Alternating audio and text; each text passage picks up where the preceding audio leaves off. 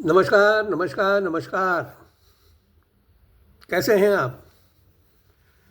फिर वही बात, आपको अच्छा होना ही चाहिए। मैं हर बार कहता हूँ, हरदम कहता हूँ कि आपको अच्छा होना ही चाहिए। खैर, एक नाम लूँगा मैं।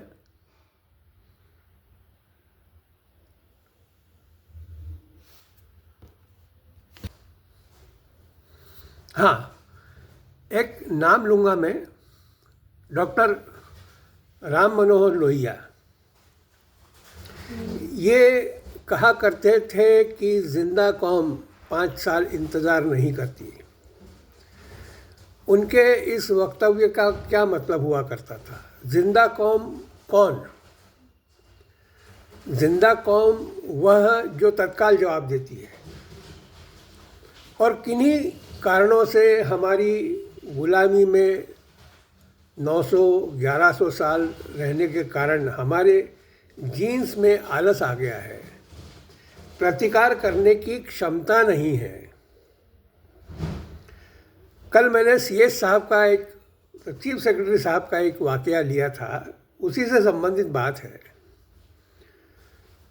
उन्होंने कहा कि हर जगह ट्रैफिक सुधार की आवश्यकता है। वाकई में आवश्यकता है, पर ट्रैफिक सुधार होगा कैसे जब तक हम स्वयं न तय करें कि ट्रैफिक सुधार होना चाहिए।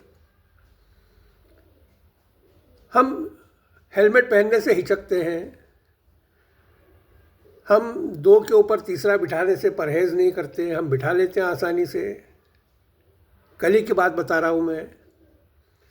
मुझे एक मोटरसाइकिल पर बैठे हुए 3 लोग स्कूटर पर, मैं स्कूटर पर, वो मोटरसाइकिल पर ठोकते ठोकते बचे। मैंने गाड़ी साइड में लगाई, उसको कहा कि गाड़ी साइड में ले। अब यंग थे, बोले दद्दू गलती हो गई, दद्दू गलती हो गई। मैंने कहा दद्दू गलती वाली बात नहीं, तू गाड़ी साइड में ले पहले। मैंने गाड़ी साइड में लगाई। उसको ऐसा लगा कि मैं उसके साथ गाली गलौज करूँगा, थप्पड़ वप्पड़ मारूँगा।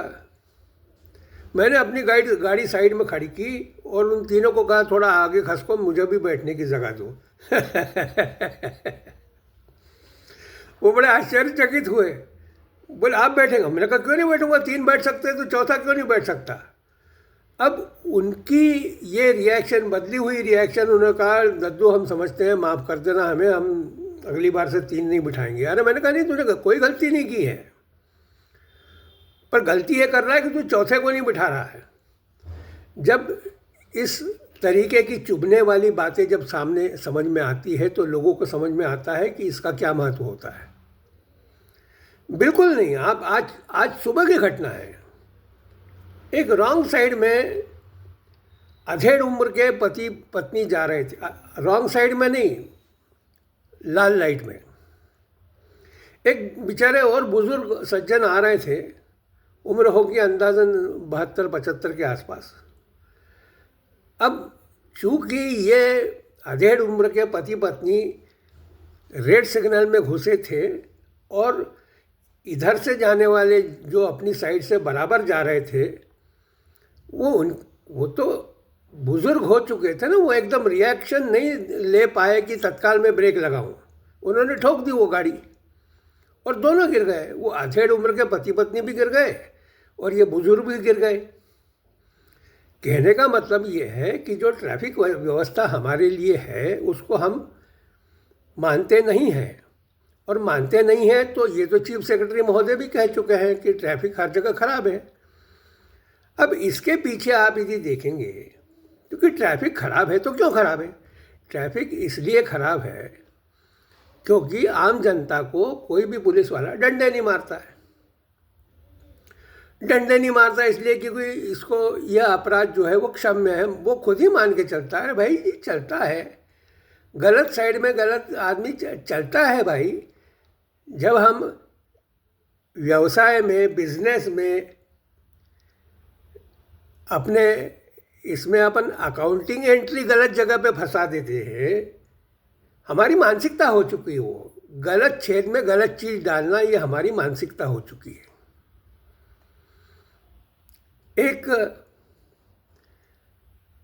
एक प्रसूति रोग विशेषज्ञ के पास एक कपल पहुंचा, मैंने क्या कहा कि गलत जगह पे गलत चीज़ डाल देते हैं। मैं बहुत मतलब बहुत गंदी भाषा का इस्तेमाल नहीं कर रहा हूँ, पर विषय बड़ा गंदा ले रहा हूँ मैं। ये हमारी मानसिकता बन चुकी है।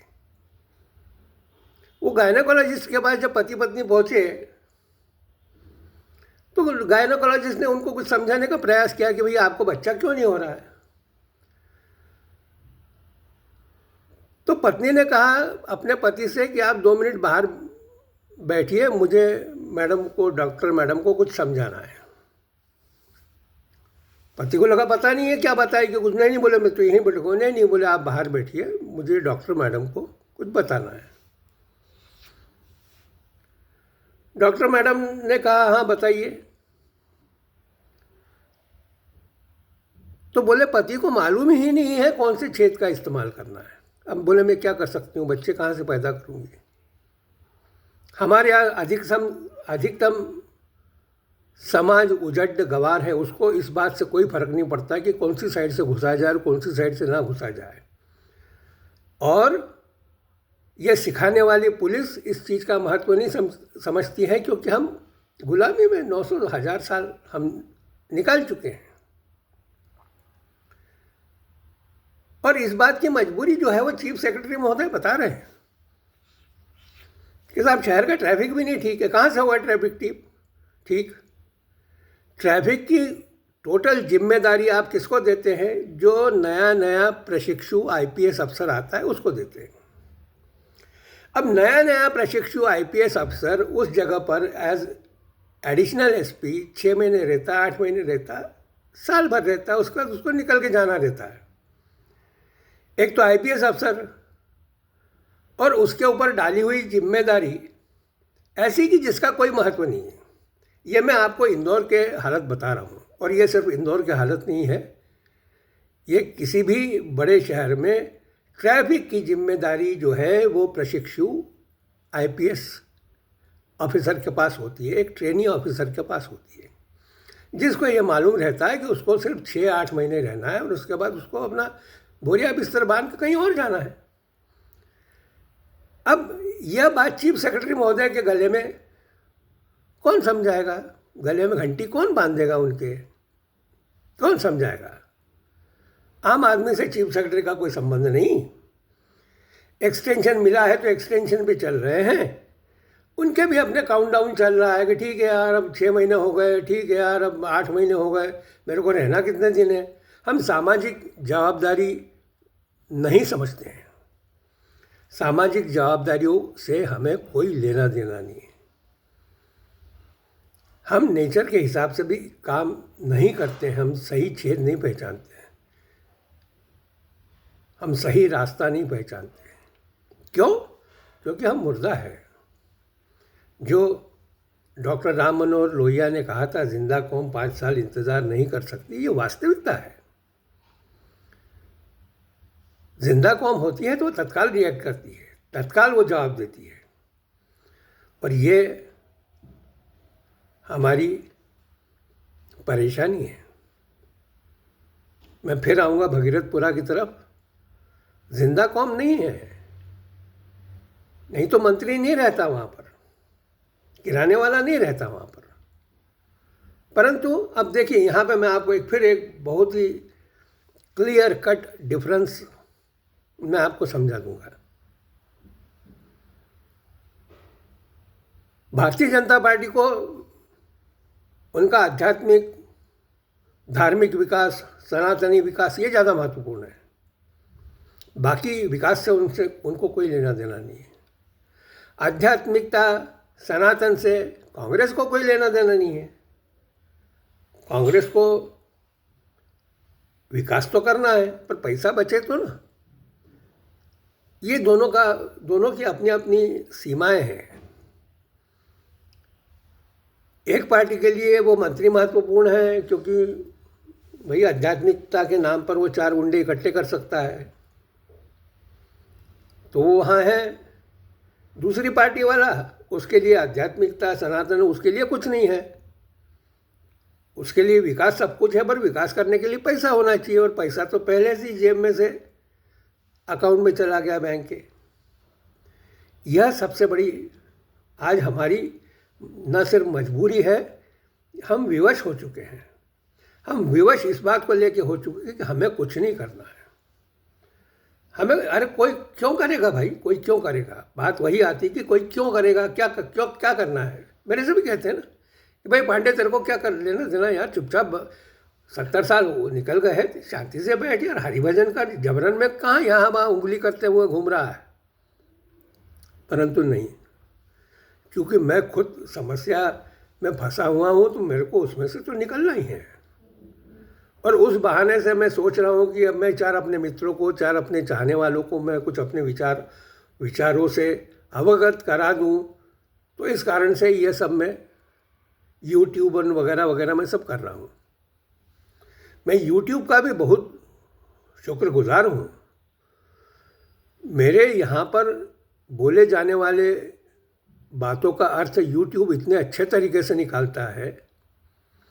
मैंने जब होने के बाद जब यूट्यूब दोबारा उसको देखा तो यूट्यूब सलाह भी देता है इस मामले में कि मेरे को क्या बोलना चाहिए, कैसे बोलना चाहिए, क्या क्या मुद्दे लाने चाहिए, क्या क्या विषय उठाने चाहिए, ये यूट्यूब बताता है। हालांकि वहाँ पर कोई व्यक्ति विशेष नहीं, वो आर्टिफिशियल इंटेलिजेंस का काम है, एआई के मार्फत वो होता है। परंतु बात जो भी हो, आज यूट्यूब ने ही मेरे 1,58,000 को महत्व दिया। बाकी लोगों के हिसाब से अरे यार इतना तो तुम जेब से भर देते, कहाँ तुमने ज़िंदगी भर की पीड़ा पाल ली। बात ज़िंदगी भर की पीड़ा पालने वाली बात नहीं है। मैं तो ये बताने की कोशिश कर रहा हूँ कि जो दिग्विजय सिंह, जिसको आप राजा साहब कहते हैं, उसकी औकात 1,58,000 की भी नहीं है। मैं ये कहने का प्रयास कर रहा हूँ। उसको आप सिर पे बिठा कर पूर्व मुख्यमंत्री उनसे उद्घाटन करा रहे। काय यहाँ शब्द आता है घंटा, जो किराने वाले ने इस्तेमाल किया था ना, घंटा शब्द, यहाँ आता है कि क्या घंटा करें इनका। ये बात है, क्षमा कीजिए। वैसे तो कोई मैंने गलत शब्दों का इस्तेमाल किया नहीं, परंतु फिर भी कुछ गलत हो गया हो तो मैं क्षमा चाहता हूँ। मैं अपना कथन यहीं समाप्त करता हूँ। नमस्कार, धन्यवाद और जय श्री राम।